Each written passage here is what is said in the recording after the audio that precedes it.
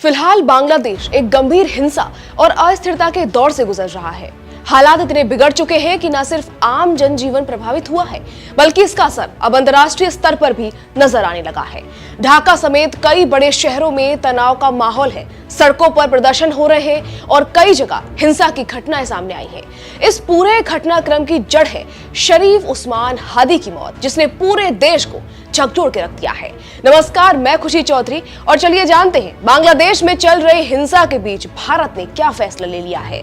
शरीफ उस्मान हादी की मौत के बाद जैसे ही यह खबर सामने आई, बांग्लादेश के अलग अलग हिस्सों में विरोध प्रदर्शन शुरू हो गए। शुरुआत में ये प्रदर्शन शांतिपूर्ण बताए जा रहे थे, लेकिन धीरे धीरे हालात बेकाबू हो गए। गुस्साई भीड़ सड़कों पर उतर आई, कई जगह आगजनी की घटनाएं हुई, वाहनों को नुकसान पहुंचाया गया और सुरक्षा बलों के साथ टकराव की स्थिति बन गई। हालात को काबू करने के लिए पुलिस को अतिरिक्त बल तैनात करना पड़ा।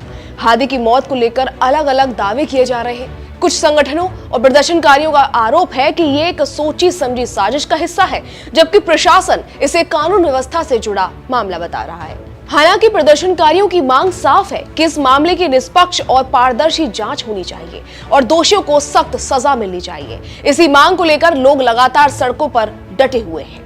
इस हिंसा का असर आम लोगों की जिंदगी पर भी साफ नजर आ रहा है। कई इलाकों में बाजार बंद है, स्कूल कॉलेजों की गतिविधियां प्रभावित हुई हैं और लोगों के मन में डर का माहौल बना हुआ है। कुछ जगहों पर इंटरनेट सेवाओं पर भी आंशिक रोक की खबरें सामने आई है, ताकि अफवाहों को फैलने से रोका जा सके।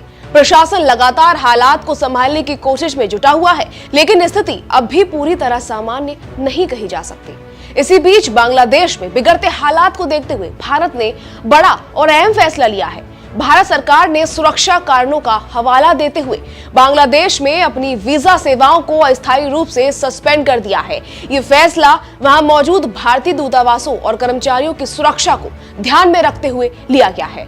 भारत और बांग्लादेश के बीच हर दिन हजारों लोग व्यापार, इलाज, शिक्षा और पारिवारिक कारणों से यात्रा करते हैं। ऐसे में इस फैसले का सीधा असर आम नागरिकों पर पड़ना तय माना जा रहा है। भारत का ये कदम इस बात की ओर इशारा करता है कि बांग्लादेश में हालात कितने संवेदनशील हो चुके हैं। दोनों देशों के रिश्ते ऐतिहासिक रूप से मजबूत रहे हैं और ऐसे फैसले सामान्य परिस्थितियों में नहीं लिए जाते। कूटनीतिक जानकारों का मानना है कि अगर हालात जल्द सामान्य नहीं होते हैं तो इसका असर दोनों देशों के आपसी सहयोग, व्यापार और लोगों की आवाजाही पर भी पड़ सकता है।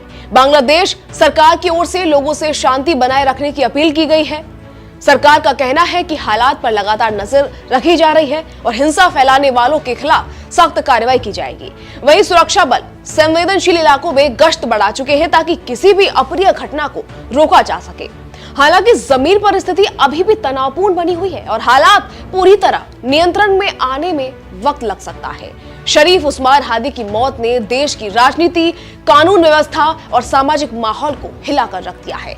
वहीं भारत द्वारा वीजा सेवाओं को सस्पेंड किया जाना इस संकट की गंभीरता को और क्लियर करता है। अब सबकी नजर इस बात पर टिकी हुई है कि बांग्लादेश सरकार हालात को कितनी जल्दी काबू में लेकर आती है। खैर, फिलहाल के लिए इतना ही।